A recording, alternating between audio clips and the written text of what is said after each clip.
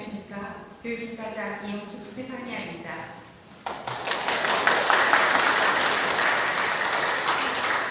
지난주에 이어서 이렇게 꽉 메워주신 교우 여러분 참 고맙습니다. 그럼 지금부터 2023년도 대림특강 제2강 거룩한 독서 두 번째 강의 우리 꽃보다 아름다운 신부님 김유정 미스터 신부님 모시고 시작하겠습니다.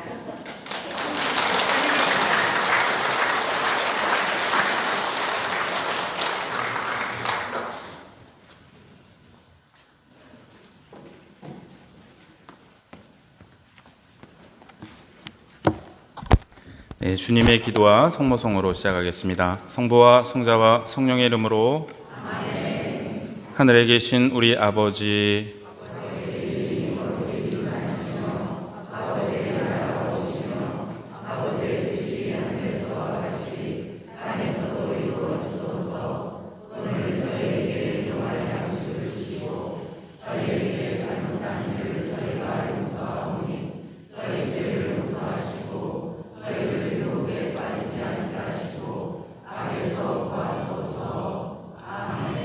은총이 가득하신 마리아님 기뻐하소서.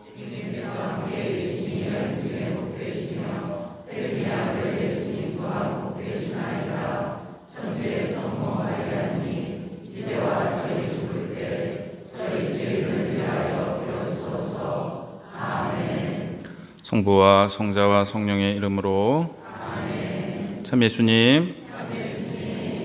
네, 지난주에 이렇게 대림특강 1 하고 이번 주 많이 안 오실 줄 알았는데 이렇게 또 많이 와주셔서 감사합니다. 네, 진심으로 감사드립니다. 네, 여러분들이 희망입니다. 그리고 제가 미사 전에 고해성사 드리면서 다 못 드렸는데 혹시 또 오늘 성사 보시려고 오셨는데 오늘 꼭 보셔야 되는 분들은 특강 후에 드리도록 하겠습니다. 우선 지난 시간 복습을 해보겠습니다. 제가 미리 써놨어요. 이렇게 쓰는 막 쓰다 보니까 글씨를 너무 못 써가지고 그 유튜브 화면에 그대로 나와서 미리 써놨습니다. 우리 거룩한 독서는 4단계로 이루어져 있다고 말씀드렸는데 첫 번째가 읽기, 두 번째가 묵상, 세 번째 기도, 네 번째 관상입니다. 그리고 여기에 0번으로 하나를 추가해서 성령 청원을 말씀드렸는데 유인물 3쪽 보시면 준비 기도를 하는 순간은 각자가 이 하느님의 숨으로 호흡을 조절하는 순간입니다. 이거 말씀드렸고, 그 다음 읽기에서 제일 중요한 거는 뭐라고 말씀드렸죠? 네, 묻습니다. 역시 우리 논동 이렇게 똑똑하십니다. 지금 처음 듣는 마음. 그러니까 거룩한 독서의 핵심이 뭐냐? 저는 두 가지 말씀드리고 싶은데 첫 번째 지금 처음 듣는 마음으로 읽어야 되고 두 번째는 되새김입니다. 되새김. 그 말씀을 되새기는 거. 자, 그래서 읽기에서는 지금 처음 듣는 마음이 제일 중요하다고 말씀드렸고 읽기와 묵상에서 사용되는 방법으로 두 가지. 첫 번째, 연상은 성경을 성경으로 해석한다. 두 번째, 되새김, 말씀을 반복하는 거고요. 세 번째는 기도. 기도는 뭐라고 말씀드렸죠? 하느님 말씀에 대한 응답이다. 어떠한 형태의 응답이든 괜찮다. 그래서 어떤 감정적인 응답일 수도 있고 통회의 눈물이 나올 수도 있고 중재 기도가 나올 수도 있고 어떤 형태로든 말씀에 응답하는 거. 왜냐하면 이 예수님께서 코라진, 벳사이다, 가파르나움 막 이렇게 저주를 하시는 그 가슴 아픈 대목들 보면 응답을 안 하는 거예요. 응답을. 우리 응답하라 막 그런 드라마도 있었잖아요. 그래서 응답하는 게 굉장히 중요한데 그래서 기도는 하느님에 대한 응답인데 그게 아니라 주로 우리가 빠지게 되는 잘못이 뭐라고 말씀드렸냐면은 성찰로 빠진다. 반성으로 빠진다. 그게 평상시에 성찰이나 반성은 좋은 것이지만 렉시오 디비나를 할 때에 기도를 해야 되는데 성찰로 빠지면은, 그러니까 하느님께로 그 문제를 들고 가야 되는데 그렇지 않고 그냥 내가 끌어안고 끝내는 거다. 그래서 안 좋다라고 말씀을 드렸습니다. 그리고 네 번째는 관상. 사실은 관상에 대해서 별 설명을 안 드렸는데 말씀이 나온 김에 조금 이렇게 말씀을 드리면, 하느님과 우리와 닮았나요? 네, 닮았죠? 우리가 하느님 닮았나요? 하느님이 우리 닮으셨나요? 그죠? 예, 엄마랑 딸이 가는데 둘 똑같이 생겼어요. 엄마 보고 어쩜 이렇게 딸이랑 똑같이 생겼어? 안 그러잖아요? 딸이 엄마 닮은 거지. 우리가 하느님을 닮은 거지 하느님이 우리를 닮으신 게 아니거든요. 그래서 1215년에 제4차 라테란 공의회에서 이런 얘기를 했는데, 창조주와 피조물 사이의 유사성, 그러니까 차이점을 염두에 두지 않고 유사성에 대해 말할 수 없다. 이거는 뭐냐면은 하느님과 우리와 비슷한 점이 있고 다른 점이 있어요. 그러니까 하느님이 우리를 닮은 게 아니기 때문에 막 우리가 갖고 있는 인간적인 결점, 나약함 뭐 이런 거 있잖아요. 하느님이 그걸 닮으신 건 아니기 때문에 우리와 하느님의 차이점도 있고 우리와 하느님의 유사성도 있는데 뭐가 더 클까요? 우리와 하느님의 닮은 게 더 클까요? 우리와 하느님의 차이점이 더 클까요? 예, 용감하시. 차이점이 훨씬 더 큽니다. 예. 그러니까 우리가 이제 모든 피조물 중에 가장 하느님을 닮은 피조물이긴 한데 하느님과 우리와의 유사성보다 차이점이 더 큽니다.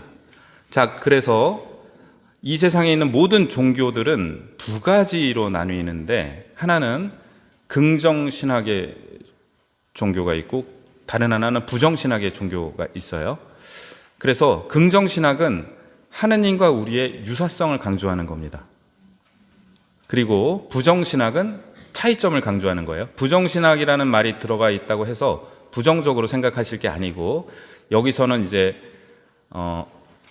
아포페틱이라는 말을 쓰는데요. 긍정신학은 카타페틱, 부정신학은 아포페틱이라는 말을 쓰는데, 그러니까 긍정신학은 긍정신학의 종교 그 영성을 말씀을 드리면, 우리가 갖고 있는 능력들은 다 하느님이 주신 것이기 때문에, 또 하느님과 닮은 것이기 때문에 다 기도할 때 그거를 활용을 해요. 그래서 긍정신학의 종교들은 그러니까 이성, 기억, 의지, 이게 영혼의 기능들이라고 중세 때 보았는데, 이것들을 다 활용하고 심지어 상상력까지 활용을 해서 기도를 합니다. 이게 긍정신학의 기도예요. 부정신학은 그러한 것이 하느님께 나가는데 도움이 되지 않는다고 봐요. 그래서 하느님과 우리의 차이점을 강조하기 때문에 부정신학에서는 기도할 때 그렇게 생각하고 뭐 이렇게 감정적으로 느끼고 상상력을 발휘하고 이렇게 하지 않고 오히려 그런 것들을 제거하면서 하느님께 나아갑니다. 그래서 부정신학의 종교는 발달한 게 이 만트라라 그래서 똑같은 말을 되풀이하면서 이렇게 다른 것들을 정화시켜 나가고 떨궈져 나가면서 기도를 하는 방법이 발달했어요. 그러면 가장 긍정신학적인 종교가 뭘까요? 개신교입니다. 그죠? 개신교는 기도를 할 때 찬양하고 뭐 목사님이 말씀하시고 잠깐 기도하시겠습니다. 그러면 또 막 통성기도 하시고, 그래서 이렇게 침묵 중에 기도하는 거를 제가 잘 보지를 못했어요. 이제 극동 방송이나 이런 개신교 방송들 보면은 또 말씀을 굉장히 은혜롭게 하시는데 별로 침묵은 없었어요. 왜냐하면 이 침묵이 부정신학적인 좀 성격이 강하거든요. 그에 비해서 가장 부정신학적인 종교는 불교입니다. 불교는 주로 침묵 중에 이렇게 기도를 하다가 화두라 그러죠. 같은 말을 이렇게 되풀이하는. 그래서 개신교하고 불교하고 말이 잘 안 통한다고 저는 생각이 들어요. 그러니까 불교 입장에서 볼 때는 개신교에서 그렇게 계속 떠들어서 어떻게 수도를 할 수 있느냐 이렇게 생각을 할 수 있을 것 같고, 개신교 입장에서는 불교를 보고 그 벽만 쳐다보고 뭐를 하는 거냐라고 얘기할 수 있을 것 같아요. 만약에 오해를 한다면, 물론 깊은 경지에 있는 우리 그 신자들께서는 다 서로 통하시지만 일반적으로 조금 그런 경향이 있는 것 같은데, 가톨릭은 긍정신학일까요? 부정신학일까요? 네, 애매할 때는 둘 다라고 말씀드렸죠. 일단 긍정신학적인 거는 우리 성경이 하느님에 대해서 계시를 하고 있기 때문에 긍정신학이고, 우리 전례 자체도 그렇습니다. 그런데 부정신학적인 전통이 가톨릭 안에 있어요. 동방교회에 있고 가톨릭에도 있는데, 우리가 침묵 지키는 거, 그 다음에 같은 기도 반복하는 거 생각해 보시면 돼요. 침묵 지킬 때 언제일까요? 네, 우리 성경 읽고, 그러니까 미사 때 이렇게 독서를 읽고 잠시 침묵을 지킵니다. 바로 화답성으로 가는 게 아니라 침묵을 지키면서 그 말씀이 우리에게 퍼지도록 그렇게 말씀께 시간을 내어드리는데, 그때 침묵이 있고, 성체 영한 다음에 또 침묵하죠. 저는 천영성체 때 영성체하고 뭐 하는 거냐고 여쭤봤더니 소원 3가지 얘기하는 거라 그래서 그 다음부터 계속 이렇게 소원을 빌다가 막 다른 소원이 막 3가지인데 막 다른 소원이 막 생각나려고 막, 그래서 막 이거 누르고 막 고생했는데, 그러다가 성체 영하고 뭐 하는 건가? 라고 이렇게 하다가 점점 성체를 영하고 침묵하게 되는, 그러니까 예수님을 내 안에 모셨는데 더 바랄 게 뭐가 있어요? 주님은 나의 목자 아쉬울 것 없노라. 그러니까 나는 아무것도 원하지 않는다. 그래. I want nothing 이거든요. 난 아무것도 바라지 않는다고. 그러니까 지금 예수님을 내 안에 모셨고 하느님이 내 안에 계시고 구원이 이루어졌는데 더 이상 바랄 게 없죠. 그래서 우리 세례 처음 받았을 때는 막 성체 영하고 눈물도 나고 막 그랬는데, 이제는 제가 너무 무덤덤해졌나 봐요. 그럴 수도 있지만 사실은 기도의 단계가 더 깊어지신 것일 수도 있어요. 그러니까 침묵 중에 예수님과의 일치를 이루는 것이, 그래서 그 굉장히 중요한 우리 성체 영하고 나서의 기도의 자세이고, 그 다음에 같은 기도 되풀이하는 거 묵주기도가 있습니다. 묵주기도는 3가지로 바칠 수가 있는데, 구송기도, 묵상기도, 관상기도 3가지로 바칠 수가 있습니다. 근데 다음 기회에 또 말씀드리느니 그냥 말씀을 드려야 될 것 같은데, 구송기도는 뭐냐 하면은 은총이 가득하신 마리아님 기뻐하소서, 주님께서 함께 계시니, 이렇게 단어 하나하나의 뜻을 생각하면서 바치는 거예요. 그러니까 천천히 바치죠. 묵상기도는 환희의 신비 1단 성모님께서 예수님을 잉태하심을 묵상합시다 했으면 그 장면을 묵상하는 거예요. 그래서 주님의 기도하고 성모송 10번 하는 동안에 그거를 마음으로 묵상하는 겁니다. 그게 묵상으로 바치는 기도고, 관상으로 바치는 거는 그런 묵상을 하지 않는 거예요. 그래서 묵상은 입의 침묵이고 관상은 지성의 침묵입니다. 머리로 어떤 생각도 하지 않고 입으로는 성모성을 되뇌이고 있지만 마음으로는 어떠한 생각을 갖지 하고 있지 않은 상태인 거예요. 그래서 제가 지난 시간에도 관상, 성모 이렇게 묵주기도를 관상으로 바칠 수 있다고 말씀을 드렸었는데요. 그래서 그러면은 내가 세례받은 지 꽤 됐으니까 이제는 뭐 묵주기도 관상으로 바칠 때쯤 되지 않아? 이런 건 없어요. 자, 미사는 소리기도입니다. 구송기도예요. 소리기도가 수준이 낮은 게 아니에요. 다 그렇게 시작을 하고 그 기도들이 어우러져 있는 것인데, 그래서 어떤 분은 묵주기도 할 때 되게 빨리 하실 수도 있고 어떤 분은 천천히 하실 수도 있어요. 그러면 기도를 서로 다르게 하고 계신 것일 수 있는데, 우리가 공동으로 할 때는 좀 맞춰서 이렇게 해야겠죠. 말씀을 좀 길게 드렸는데, 그러니까 관상은 뭐냐 하면은 부정신학적인 기도입니다. 그래서 설명할 수가 없다고 말씀드린 게 이런 이유인데, 우리가 불교의 어떤 스님이 깨달음을 얻었다. 그러면 스님 뭐를 깨달으셨는지 가르쳐주고 가시면 좋겠는데, 깨달으면 그냥 가시잖아요. 그죠? 왜냐하면 그거를 말하는 순간 달라지기 때문이에요. 언어를 통해서 그 내용이 달라지기 때문에 말로 표현할 수 없는 것이거든요. 관상도 마찬가지로 표현하면 할수록 좀 뭔가 오해의 소지가 있기 때문에 말을 하지 않지만, 그래서 제가 그때 말씀드린 거는 관상할 때 그럼 도대체 뭘 하는 거냐? 묵상 때의 되새김을 되새기실 수도 있다. 같은 말씀을 다시 반복하실 수도 있지만, 묵상 때는 지성을 사용해서 묵상을 했지만, 관상 때는 그걸 하지 않고 내가 분심에 빠지지 않기 위해서 이게 되뇌이는 것이다 라고 말씀을 드렸습니다. 그래서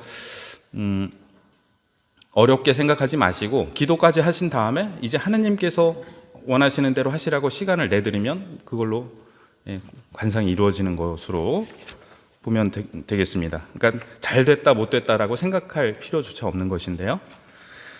오늘 실습을 하면서 마르코복음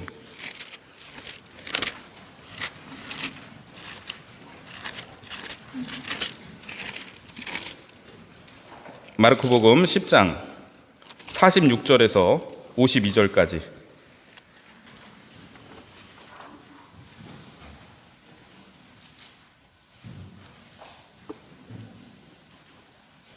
마르코복음 10장 46절에서 52절까지고요. 유임으로 오늘 하나 더 나눠드렸는데 거룩한 독서 시작기도, 거룩한 독서 끝기도, 이거는 정태현 신부님께서 만드신 기도문인데요. 이 기도문으로 한번 시작기도를 하고 그 다음에도 시작기도를 이어서 좀 천천히 우리 하느님 안에서 호흡하는 시간을 갖겠습니다. 우선 거룩한 독서 시작기도, 이미 시작기도를 했는데 기도 안에서 다시 시작기도, 성부와 성자와 성령의 이름으로 아멘. 천천히 해보시겠습니다. 말씀으로 하늘과 땅을 창조하시고 온 누리의 얼굴을 성령으로 새롭게 하시는 아버지 하느님 찬미 받으소서. 거룩한 독서를 시작하는 저희 마음을 당신의 성령으로 비추시어 성령의 숨결이 가득 서린 성경 말씀 안에서 생명과 빛을 발견하고 당신의 사랑을 온 마음으로 느끼게 하소서. 당신의 말씀은 살아있고 힘이 있사오니 저희를 새 사람으로 바꾸어 주시고 완전한 사람으로 키워 주시리라 믿사옵니다. 아버지와 하나 되는 기쁨에 저희를 초대하시고자 아버지의 참 모습을 보여주시고 아버지의 뜻을 가르쳐 주신 우리 주 예수 그리스도를 통하여 비나이다. 아멘. 자, 이제 허리 펴시고 어깨 펴시고 천천히 숨을 들이마시고 내쉬면서 우리의 호흡을 의식해 보겠습니다. 숨을 들이마실 때 코와 윗입술 사이가 시원해지는 느낌, 내쉬면서 따뜻해지는 느낌.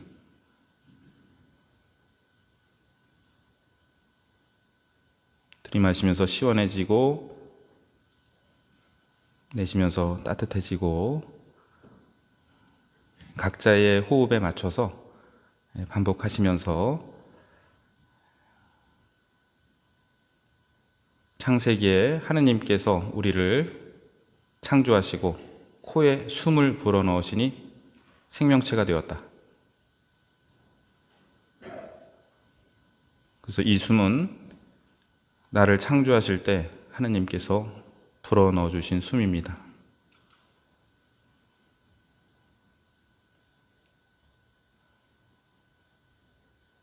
또 부활하신 예수님께서 제자들에게 숨을 내쉬시며 말씀하셨다. 성령을 받아라.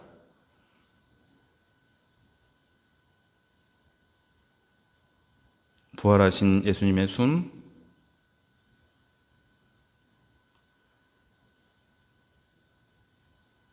성령의 숨을 쉬면서 천천히 들이마시면서 오소서, 내쉬면서 성령님,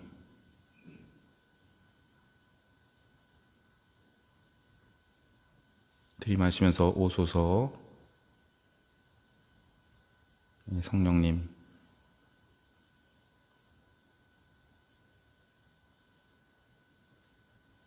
각자의 호흡에 맞춰서 반복하시겠습니다.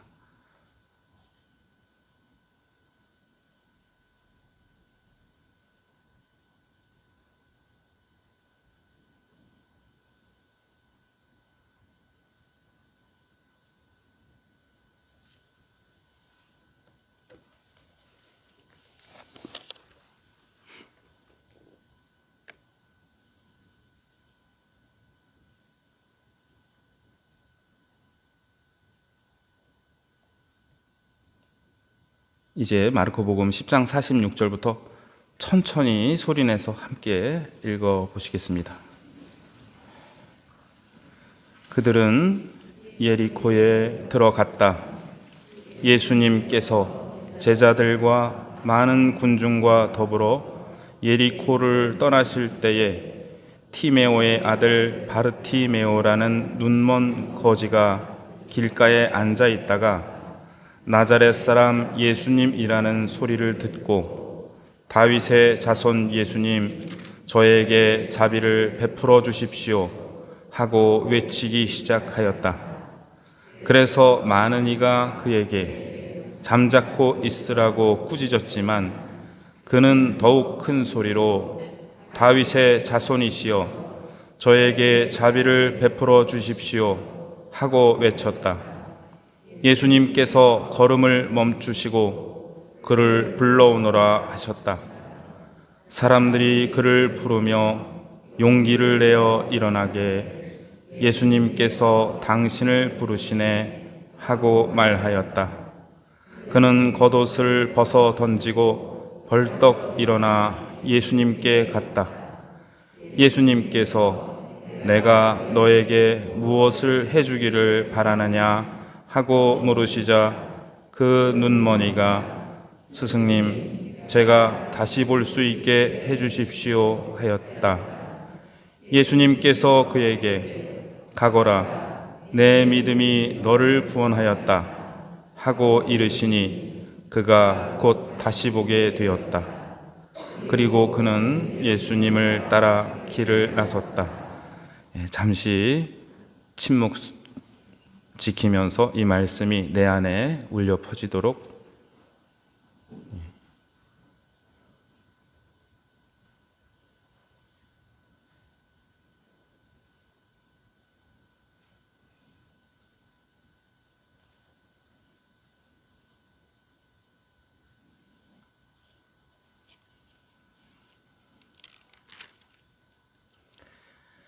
다시 한번 천천히 읽어보시겠는데 지금 처음 듣는 마음으로 읽으시면서 어떤 말씀이 나한테 특별히 와닿는지 한번 의식하시면서 천천히 읽어보겠습니다. 그들은 예리코에 들어갔다.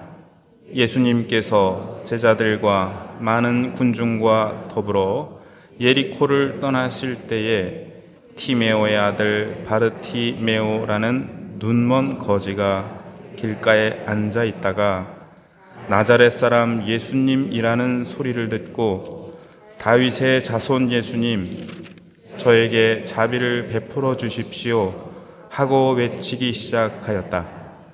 그래서 많은 이가 그에게 잠자코 있으라고 꾸짖었지만 그는 더욱 큰 소리로 다윗의 자손이시여 저에게 자비를 베풀어 주십시오 하고 외쳤다. 예수님께서 걸음을 멈추시고 그를 불러오너라 하셨다. 사람들이 그를 부르며 용기를 내어 일어나게 예수님께서 당신을 부르시네 하고 말하였다. 그는 겉옷을 벗어 던지고 벌떡 일어나 예수님께 갔다. 예수님께서 내가 너에게 무엇을 해주기를 바라느냐 하고 물으시자 그 눈머니가 스승님, 제가 다시 볼 수 있게 해주십시오 하였다. 예수님께서 그에게 가거라, 내 믿음이 너를 구원하였다 하고 이르시니 그가 곧 다시 보게 되었다.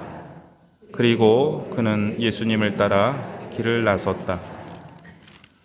역시 잠시 침묵 지키시겠습니다.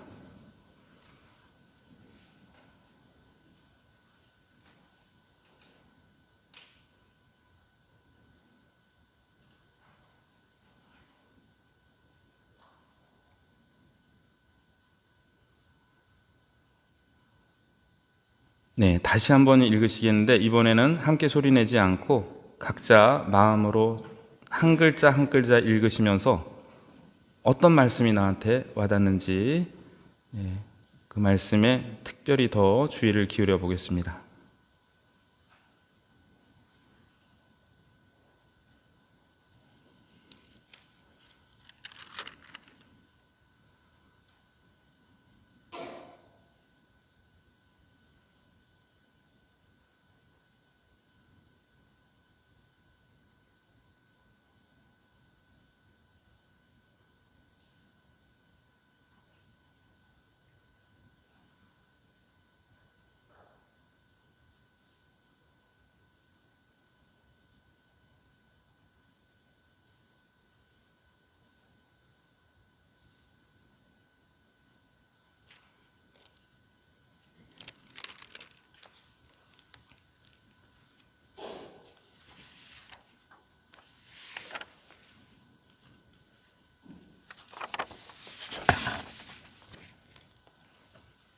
네, 특별히 와닿는 말씀이 있어도 좋고 없어도 좋습니다.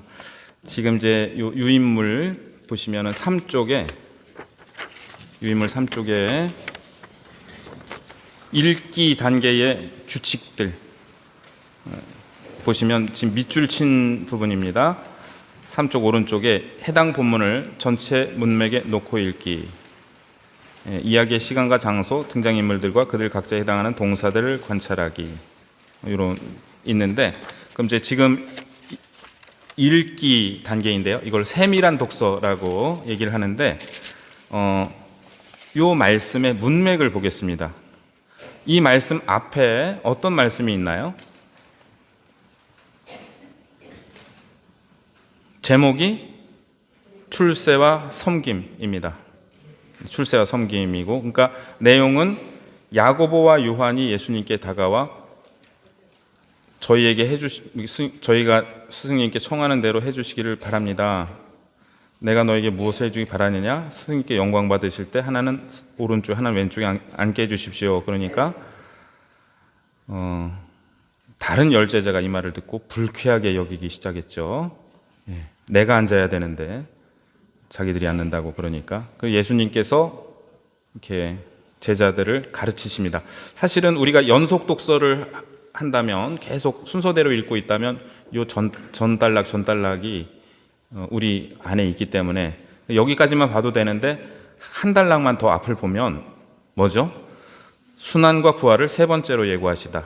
예수님께서 순환과 부활을 예고하신 다음에는 항상 제자들이 이런 반응을 했습니다. 첫 번째 순환 예고 뒤에는 베드로 사도가 그런 일이 있어서는 안 된다고 펄쩍 뛰었고, 두 번째 순환 예고 뒤에는 길에서 누가 제일 높은 사람인지 제자들끼리 싸웠고, 세 번째 순환 예고 뒤에는 야고보와 요한이 높은 자리를 달라고 이렇게 청한 게 계속 이어지는데, 전 단락이 지금 그런 거고, 그 다음에 요 다음 단락은 뭔가요?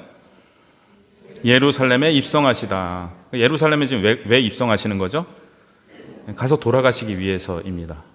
그 사이에, 그러니까 순환과 부활에 대한 마지막 예고, 다음에 제자들의 실망스러운 반응, 그리고 예루살렘에 들어가심, 이 사이에 지금 예리고에서 벌어진 일이 오늘 이 복음 말씀입니다.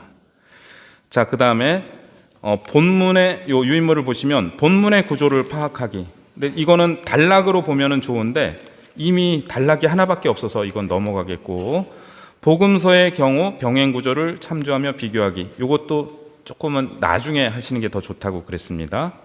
그 다음에는 이야기의 시간과 장소. 이야기의 시간은 언젠가요? 안 나와 있습니다. 안 나와 있고, 장소는 예리코. 네. 등장인물들과 그들 각자에게 해당하는 동사들을 관찰하기. 사실은 이게 굉장히 중요하다고 말씀드렸는데, 등장인물들과 그들 각자에 해당하는 동사. 일단 예수님에 해당하는 동사가 뭐가 있는지 처음부터 볼까요?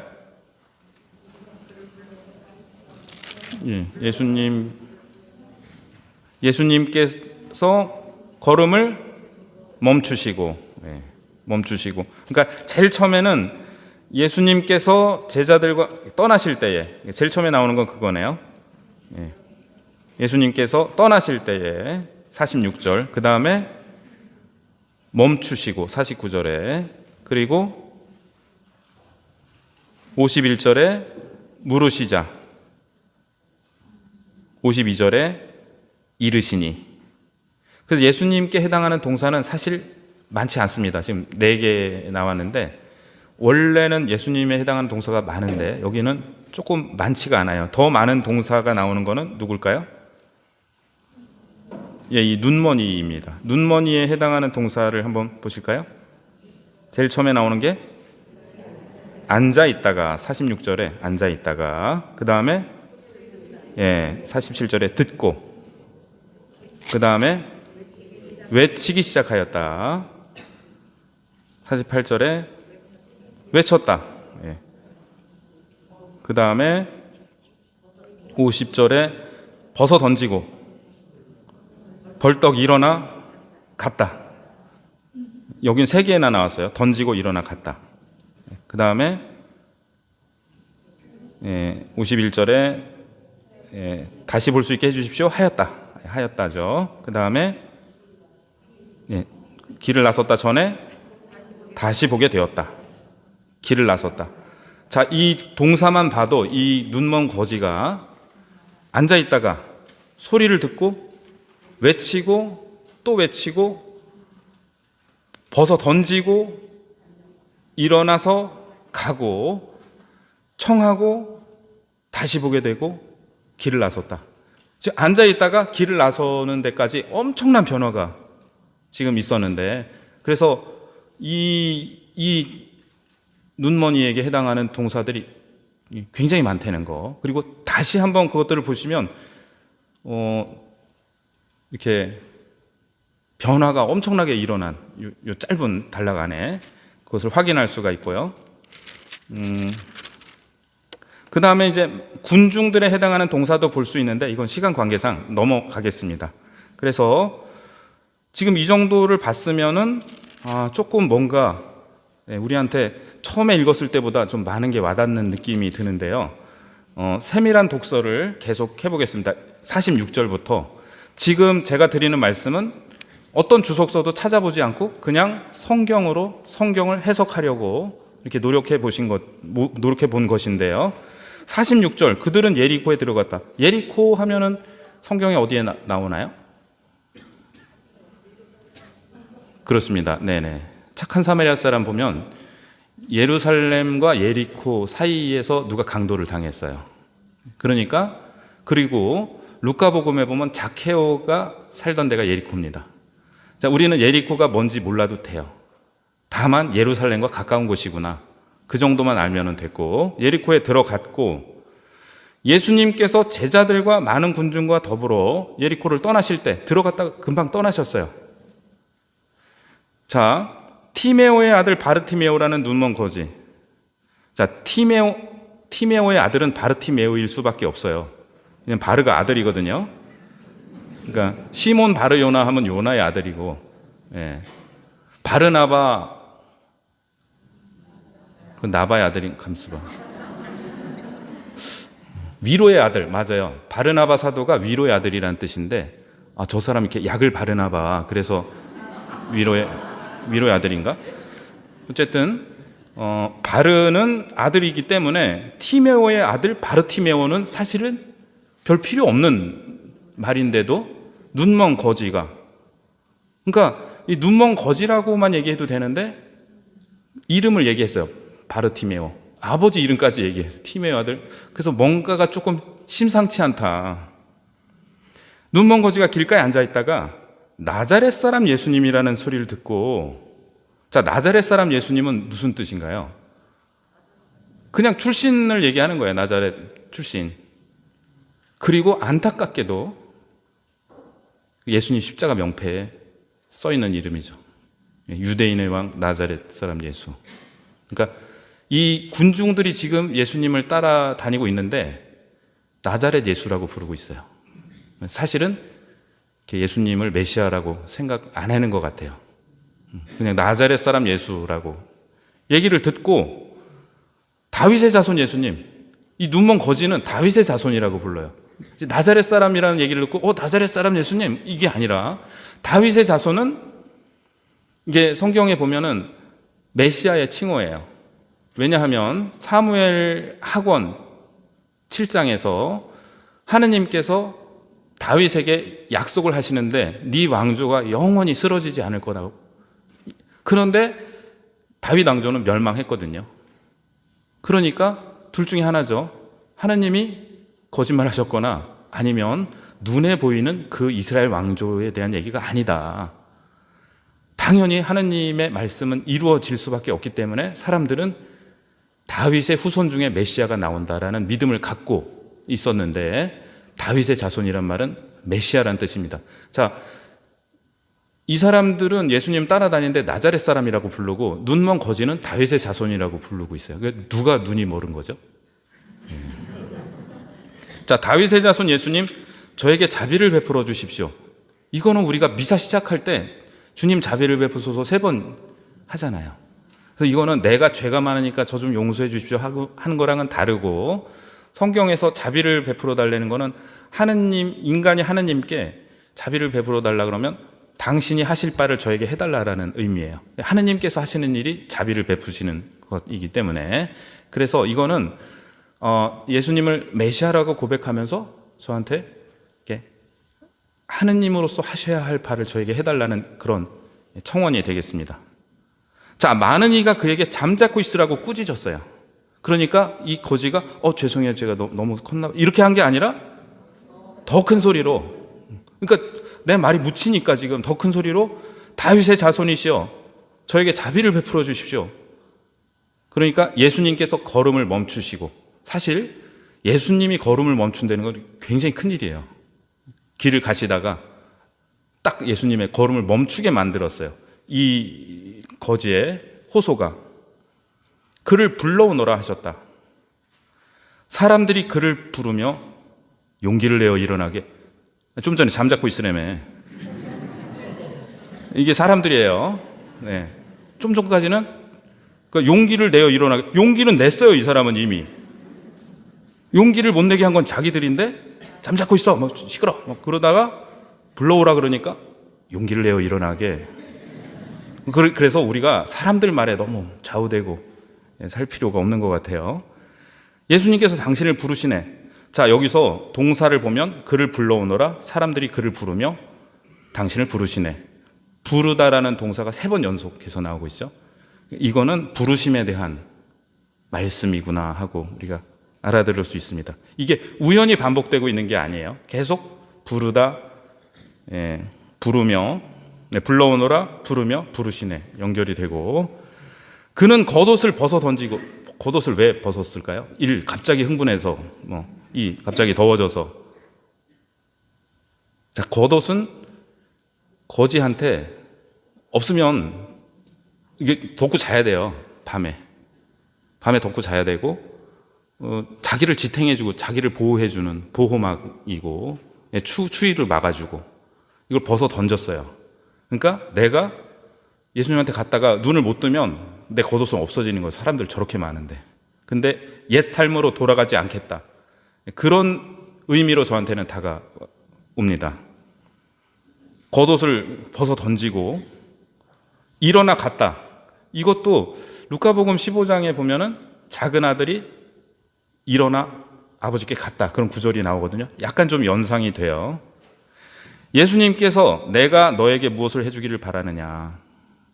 자, 우리가 아까 그 압달락에 대한 말씀을 드렸는데 36절 보실까요? 36절.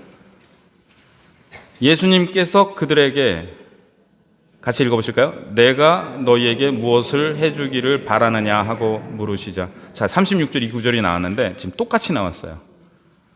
이거는 히라버로도 똑같습니다. 원문도 내가 너에게 무엇을 해주기를 바라느냐. 36절은 내가 너희에게, 그러니까 단수냐 복수냐 그 차이만 있고 똑같이 예수님 물어보고 계세요. 그러니까 그 눈머니가 스승님, 이거는 그냥 이제 존칭이에요. 제가 다시 볼 수 있게 해주십시오. 그러니까 이 말은 뭐죠? 원래 볼 수 있었다. 그런데 웬일인지 못 보고 있어요. 다시 볼 수 있게 해주십시오. 가거라, 내 믿음이 너를 구원하였다. 그러니까 눈을 뜨고 안녕히 계세요 뭐 그러고 갔나요? 가거라 했는데 예수님을 따라 길을 나섰다. 가지 않았습니다. 예수님을 따라서 어디로 갔을까요? 예루살렘을 향해 갔어요. 그러면 이 눈먼이가 누굴까요? 저는 저 자신으로 이렇게 와닿습니다. 그러니까 예전에는 볼 수 있었는데 지금 보지 못하고 예수님께 다시 볼 수 있게 해달라고 청하고, 그 거지는 바로 나다. 조금 전에 이 12제자들은 굉장히 실망스러운 모습을 보여줬는데, 내가 너희에게 무엇을 해주기를 바라느냐. 예수님 예루살렘 들어가시기 직전이에요. 내가 너희에게 뭘 해주기를 바라느냐. 하나는 오른쪽에 하나는 왼쪽에 앉게 해달라고. 니들이 십자가에 못 박히면 돼. 그거는 그죠? 예수님 오른쪽 왼쪽에 못 박히면은 되는 거잖아요. 근데 그런 순환의 자리가 아니라 영광의 자리에는 그렇게 앉게 해달라 그러고, 순환의 길에서는 도망가는 그런 제자도 나고 내 모습이고, 이 눈먼 제자도 나의 모습이고, 그러니까 우리는 예수님을 따라서 길을 가고 있다가 이렇게 12제자처럼 이런 모습을 보이는 그 나 자신이 사실은 이렇게 눈이 멀어 있는 것이기 때문에 다시 보게 해달라고 청하고 눈을 뜨고 예수님을 따라 길을 나서고 있습니다.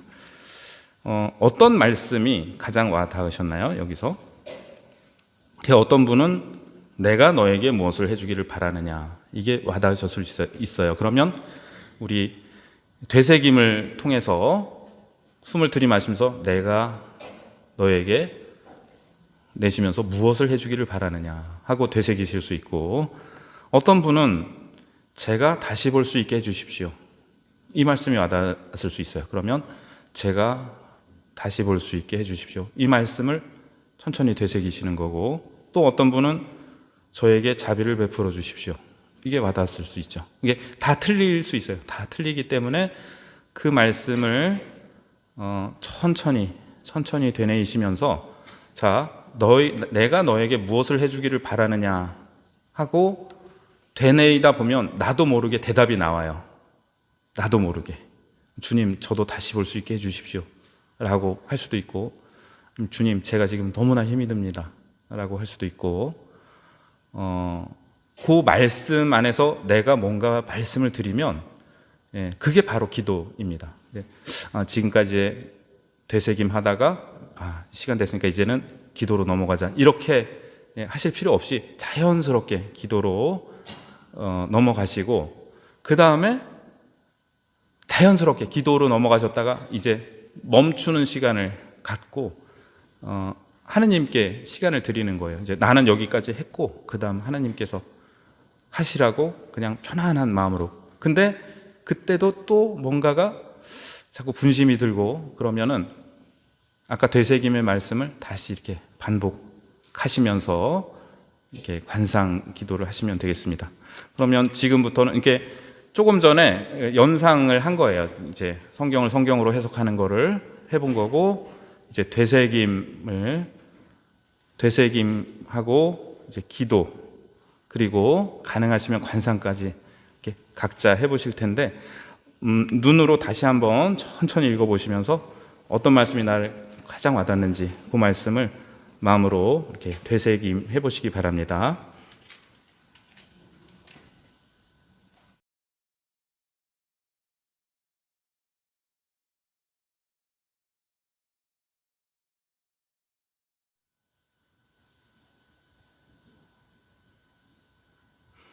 네, 사실은 조금 더 이제 시간을 두고 이제 기도하시다가 한 관상을 또 한 5분 정도 이상 하시면 좋은데, 시간 관계상 오늘 제가 조금 다른 말씀 한 가지를 더 드리려고 해서 여기서 이제 실습을 마치고 이제 댁에 가셔서 다시 한번 복음 읽어 보시면서 또 나에게 해주시는 말씀에 귀를 기울이셨으면 좋겠습니다. 거룩한 독서는 하면 할수록 점점 더 이렇게 쌓여가는데요. 사실은 제가 이 말씀으로 그리고 세밀한 독서를 한 적이 여러 번 있습니다. 청년 성서 연수 때도 가서 하고. 근데 나에게 바라는 것이 무엇이냐가 앞에 거랑 똑같다는 거를 지난번에 발견했어요. 지난번에. 근데 오늘은 저도 몰랐는데 나자렛 사람 예수님이라는 게 예수님 돌아가실 때 십자가 명패였다는 거를 또 오늘 떠올랐어요. 그러니까 한 번 할 때마다 하나씩 뭐가 떠오르는데 그게 이제 연상인 거죠. 성경을 성경으로 해석하면서. 그래서 저한테는 전에는 다른 말씀이 와닿았다가 오늘은 또 다른 말씀이 와닿는데 이것이 그때 하나님께서 그러니까 자, 오늘의 이 말씀의 핵심은 이거니까 이걸 묵상해야 돼. 그게 아닌 거예요. 나한테 하나님께서 말씀을 걸어오시는 그 말씀이 그때 다를 수 있다는 말씀이고요. 일단 거룩한 독서를 맺으면서 오늘 특강 끝내는 건 아니고 거룩한 독서 끝기도를 이거는 이따 끝기도로 하겠습니다. 제가 일단 이제 거룩한 독서 마치고 짧게 한 말씀 드리겠는데요.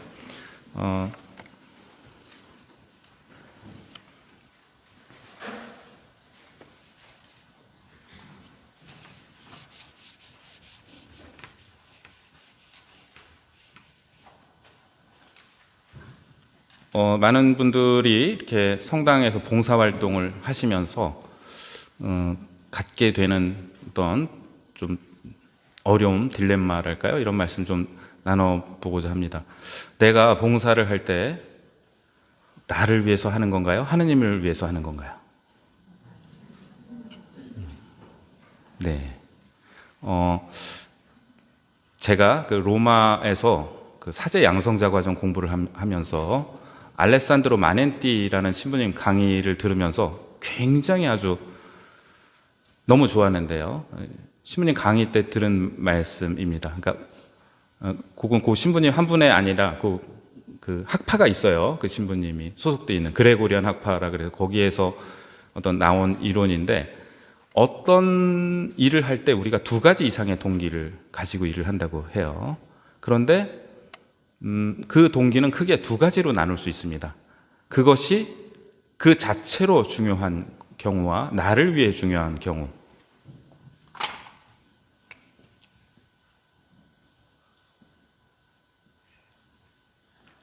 그래서 한 가지 행동을 하는데 동기가 두 가지 이상이고 크게 두 가지로 나눌 수 있는데 위에 있는 건 뭐냐면은 그 자체를 위한 동기예요. 그러니까 하느님을 위한 동기, 또 타인을 위한 동기예요. 그 밑에는 나를 위한 동기예요. 예를 들어서 신학교에서 신학생들이 이제 청소를 하는데 개인구역이랑 공동구역이 있거든요. 근데 어떤 신학생이 내 구역도 아닌데 계단이 너무 더러운 거를 보고 야, 여기서 내 친구들이 지나다니다가 호흡기 질환에 걸리겠다. 내가 청소를. 그래서 다 운동하러 나간 사이에 아무도 몰래 청소를 했어요. 계단을. 복도도 쓸고 계단도 쓸고 쓸다가 어떤 아이가 공을 가지러 왔어요. 오다가 공을 가지고 나가면서 내가 쓰레기 모아놓은 거를 공으로 팡 튀기고 갔어요. 이때 청소하던 신학생의 반응은 야 소리를 지르죠. 너 내가 청소하는 거 안 보여 지금? 화가 나죠.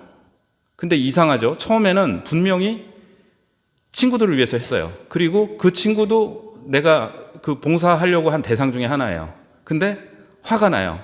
그 순간에 내가 청소를 왜 하고 있었지? 친구들을 위해 한 건가? 나 자신을 위해 한 건가? 어떤 거 같으세요? 둘 다예요, 둘 다.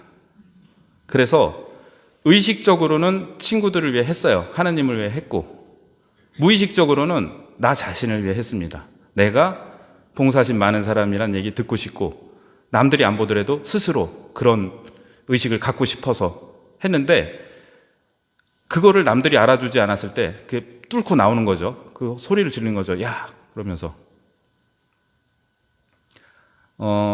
이태석 신부님의 울지마 톤즈가 개봉한 해에 신학교 그 입학시험 때 제가 면접을 보는데 3분의 1이 왜 신부가 되려고 그러냐니까 이태석 신부님 때문이래요. 3분의 1이. 10년이 지나서 이제 그 신부들을 인사 발령을 내는데 아프리카로 가라 그러면 몇 명이 갈까요? 신학교가 잘못 가르친 걸까요? 가는 분도 있죠. 새 신부 땐 가요. 그리고 근데 우리가 이렇게 생각을 해보면 그러면은 신학교에 왜 들어왔어? 왜 신부가 되려고 그래? 하느님을 위해서, 막 가난한 사람 위해서. 근데 나 자신을 위한 동기도 있는 거예요. 남들한테 존경받고 싶고 막 그런 거. 이거를 발견해야 되는 거예요. 신학교 생활하면서 내가 이런 동기가 내 안에 있구나라고 발견을 하고 정화시켜 나가야 되는데, 그렇지 않으면 여기에 휘둘리면은 나는 정작 이거를 위해서 하면서 이렇게 하는 걸로 착각하면은 그러면 이제 독재자가 된다고 얘기를 하거든요. 제가 그 새신부 때 보좌 신부를 하는데 초등부 주일학교 교사가 16명이었어요. 그 중에 대학교 1학년 학생이 한 3분의 1 가까이 됐어요. 냉담하다가 대학교 들어가서 이제 교사하겠다고 왔는데 여름 신학교 끝나고서는 다 그만둔다고. 그래서 제가 이제 면담을 하면서 겨우 말렸는데 그 친구들은 되게 그동안 못했으니까 봉사하겠다고 왔죠. 근데 마음 안에서는 선생님이라는 얘기 듣고 싶고 아이들 존경받고 싶고 이런 게 있었어요. 자, 여기에서 이런 게 도덕적으로 나쁘다라는 얘기가 아닙니다. 자, 아까 그 청소하던 신학생 얘기로 돌아와서 미성숙은 뭐냐 하면은 전혀 이걸 알아차리지 못하고 니들은 말이야 그렇게 봉사심이 없어. 내 절반만 닮아봐. 얼마나 이 사회가 아름다워지겠어. 계속 이러고 있으면 미성숙이에요. 정반대로 이걸 알아차렸어요. 내가 친구들을 위해서 청소하는 줄 알았는데 나를 위해서 하고 있었네. 빗자루를 집어 던지고 다시는 나는 청소를 하지 않을 거야. 그것도 미성숙입니다. 성숙은 뭐냐? 이걸 알아차리는 거예요. 내가 이렇게 나를 알아주었으면 하는 마음이 있었네. 이 마음에 휘둘리지 않고 이거를 계속 유지하면서 청소를 해야지 하고 이 동기를 선택해 나가는 것을 성숙이라고 얘기합니다. 이거는 우리는 이거 없어졌으면 좋겠어요. 그래갖고 고해성사 때 막 계속 아직도 제가 이기적인 동기가 있어요. 이거는 사라지지 않습니다. 이거 사라지면 죽는 거예요. 이거는 생존이랑 연결되어 있기 때문에 이것 없이는 살 수가 없습니다. 우리의 심리적인 구조예요. 제가 수업 시간에 얘기를 듣고 깜짝 놀란 게 저만 이런 줄 알았어요. 저만 이런 줄 알았는데 수업 시간에 그 신부님이 이게 인간의 심리 구조다라고 얘기를 하는 거예요. 우리는 이거를 죄라고 생각하고 이거를 처음 이제 깨달았을 때 내가 이중적이다, 이기적이다, 자신에 대해서 그렇게 깜짝 놀라고, 그러고 어떤 경우에는 이제 나는 그렇게 생각 안 하고 딴 사람 보고 저 사람 봉사하는데 말이야 보면은 이것 때문에 하는 것 같아요. 그거 잘 보이죠? 그런 게 더 그럴 수 있는데 누구나가 그렇다라는 얘기고, 이거를 없애는 게 우리 인생의 목표가 아니라 이거를 인정하고 받아들이고 살아가면서 끊임없이 이것을 선택해 나가는 것, 그것을 성숙이라고. 그러니까 선택의 문제인 거예요. 이게 없는 사람은 없어요. 그런 사람이 성인인 게 아니라 성인은 그러한 자신의 성향을 알아차리고 거기에 휘둘리지 않는 사람을 의미합니다. 그래서 지금 이제 구역장님, 반장님 새로 또 뽑히시고 또 이제 사목 상임위원들도 내년 이제 부활에 새로 하셔야 되는데, 그럴 때마다 많은 분들이 제가 봉사하면서 사실은 뭐 봉사심에 의해서가 아니라 저 자신을 위해서 하고 있는 것 같고 이런 거를 알아차린 분들도 많이 계신데, 그것은 우리에게 당연한 일이라는 거로 말씀을 드리고, 우리가 그렇게 부족한 상태로 하는 봉사도 하나님께서 다 받으신다, 즐겨 받으신다. 그러니까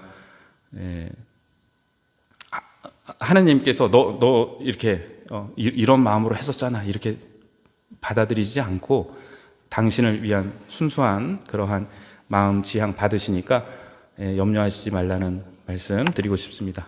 오늘 거룩한 독서 끝기도로 같이 마친 기도 바치겠습니다.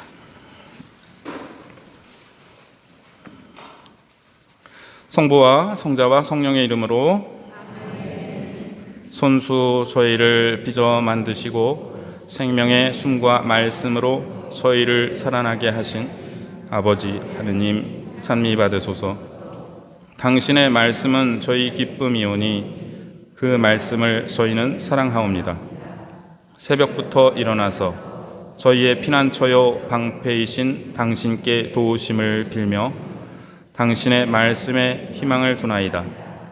온종일 그 말씀을 되새기며 밤에도 잊지 않겠나이다. 당신의 말씀은 저희 발의 등불이요 저희 가는 길의 빛이오니 당신의 말씀대로 살기 위하여 온갖 나쁜 길에서 발길을 돌리리이다. 길이요 진리요 생명이신 당신의 아들 우리 주 예수 그리스도를 통하여 비나이다. 아멘. 영광이 성부와 성자와 성령께 성부와 성자와 성령의 이름으로 아멘.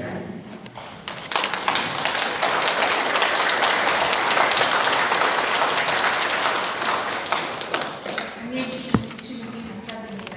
교회 여러분 강의 잘 들으셨나요? 네. 지난 40강과 마찬가지로 본당 신부님께서 본당 신자를 대상으로 하는 강의는 무보수가 원칙이라고 조심하시는 바람에 교육과에서 강의로 없이 오늘 진행하겠습니다. 오늘 그래서 우리는 어디 가서 돈 주고도 못 들 전임 대학 총장의 강의를 성당에 가만히 앉아서 세게 나눠 들었습니다. 다시 한번 수고해 주신 분께 감사드립니다.